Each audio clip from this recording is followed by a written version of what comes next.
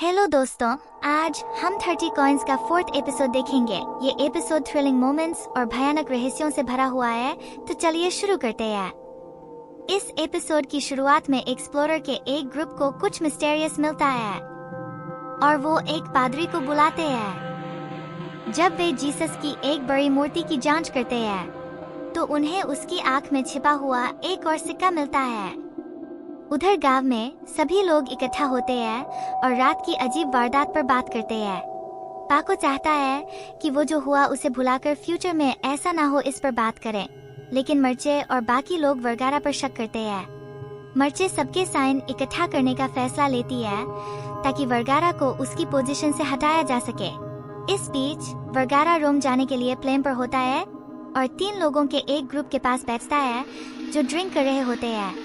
उन्हें देखकर वो पास्ट के बारे में सोचने लगता है, खासकर अपने 2 साथियों सेंड्रो और फाबियो के बारे में, और उसको एक अजीब बात याद आती है जहां फाबियो खुलासा करता है कि डर उसे इंकरेज करता है।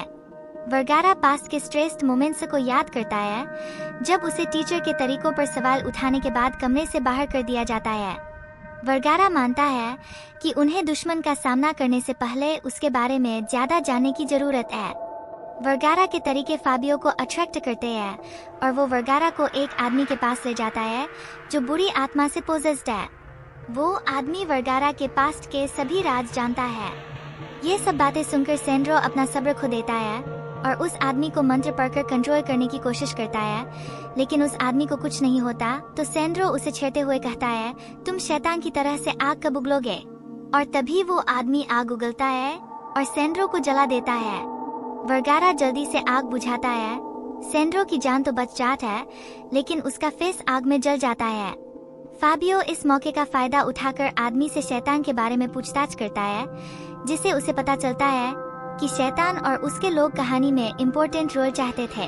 फाबियो पूछता है, भगवान यह मानना नहीं चाहता कि बुराई भी उसका हिस्सा है, क्या तुम यही कह रहे हो?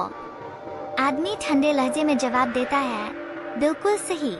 वो फाबियो को गौर के खिलाफ करना चाहता है और उसे एक डोर में जाने के लिए कहता है जहां उसका मालिक है। जब वर्गारा उसके साथ जाने के लिए मना करता है तो फाबियो अकेले ही डोर खोल देता है और एक सफेद रोशनी फाबियो को घेर लेती है और वो गायब हो जाता है।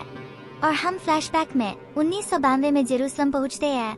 वर्गारा सेंड्रो को वहां घुमा रहा होता है, तभी उसे वहां फाबियो दिखता है। वो हैरान रह जाता है कि फाबियो अभी जिंदा है। उसे तो लगा था उस रोशनी में वो मर गया है। वो उसका पीछा करता है। फाबियो एक काली कार में बैठकर चला जाता है। प्रेजेंट में वर्गारा जेल में सेंड्रो से मिलने जाता है। वर्गारा उसे सारे हादसों के बारे में बताता है तो सेंड्रो इशारा देता है कि बुराई आ रही है और वर्गारा से कहता है कि भागकर कहीं छुप जाओ। गांव में एलेना गांव वालों से खुश नहीं है और गांव से बाहर नौकरी करने का फैसला कर चुकी है। पाको उसे मनाने की कोशिश करता है, लेकिन वो नहीं सुनती। इस बात से पाको खुश नहीं है और वो गुस्से में मर्चे से लड़ाई करता है।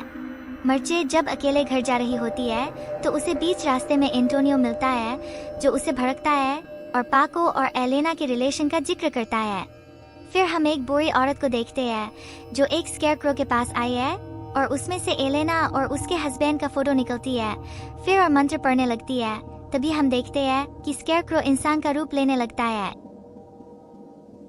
रोम में वर्गारा फादर लोम्बार्डी से मिलता है जो उसे अलर्ट करता है कि स्पेन में कुछ हो रहा है। वर्गारा 30 कॉइन्स के बारे में और जानना चाहता है। लोम्बार्डी उसे चौकन्ना रहने को कहता है क्योंकि फाबियो सुन रहा है। फाबियो के पास वर्गारा के लिए कुछ अलग प्लान है जिन्हें अभी पूरी तरह जाहिर नहीं किया है। उधर गांव में कीचड़ और मिट्टी से लथपथ एक आदमी एलेना के घर में जाता है और इधर वर्गारा को पोप से मिलता है। पोप वर्गारा से कहता है कि आगे की रिपोर्ट अब से मेरे भरोसेमंद कार्डिनल को देना। गेस करिए वो कार्डिनल कौन है? फाबियो नया कार्डिनल है और ये एपिसोड यहाँ खत्म हो जाता है। अगर आपने इस ब्रेकडाउन का मजा लिया है तो इसे लाइक करना और चैनल को सब्सक्राइब करना न भूले। अगले वीडियो में मिलते हैं। बाय।